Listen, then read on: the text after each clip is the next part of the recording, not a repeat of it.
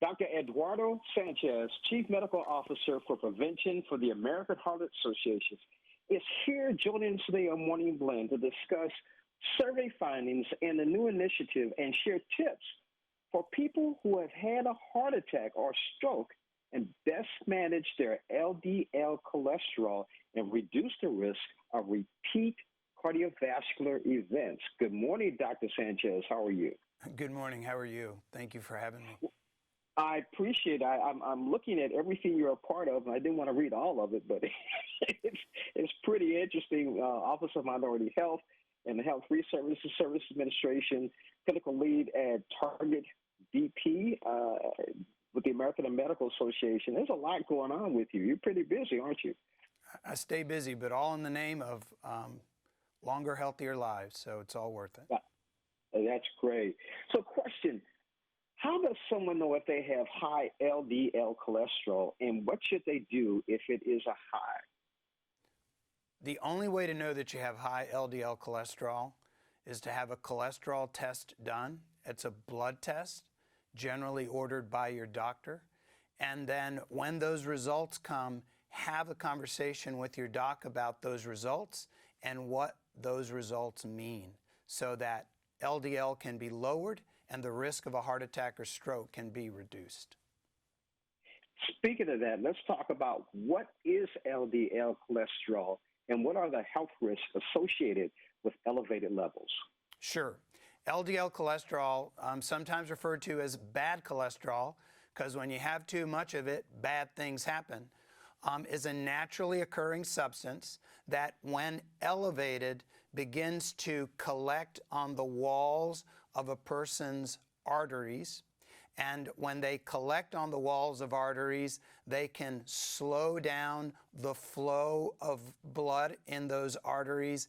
And sometimes when there's way too much, it can block the flow of blood. When flow of blood is blocked in heart arteries, heart attack. When those are blocked in brain arteries, stroke.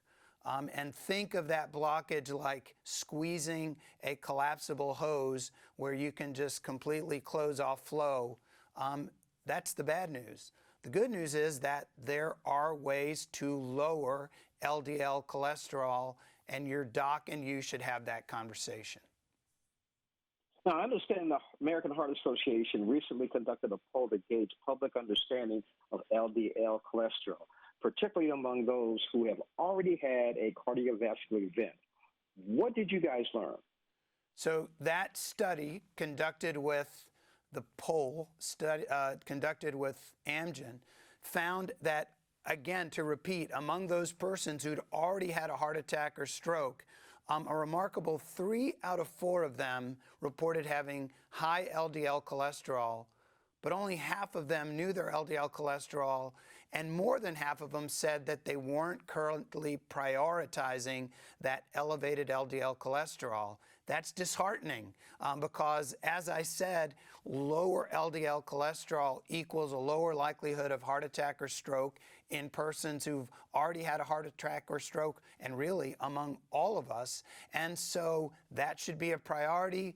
LDL cholesterol should be checked. The conversation should be had with one's doctor or healthcare team to lower LDL cholesterol and protect a person from those bad things. So how is the American Heart Association encouraging people to get their cholesterol checked and take action if they have too much bad cholesterol? Well, opportunities like this are one of them for me to repeat.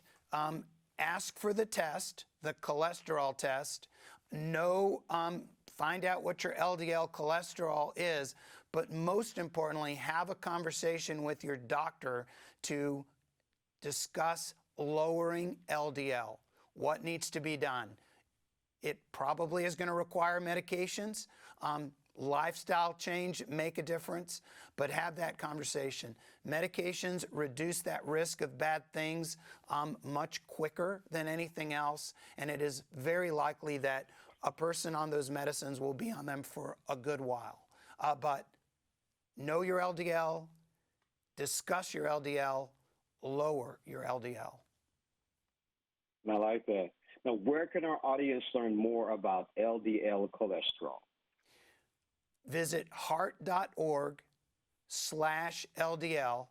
You'll come to the website Lower Your LDL Cholesterol Now, sponsored by Amgen, presented by the American Heart Association, for more information.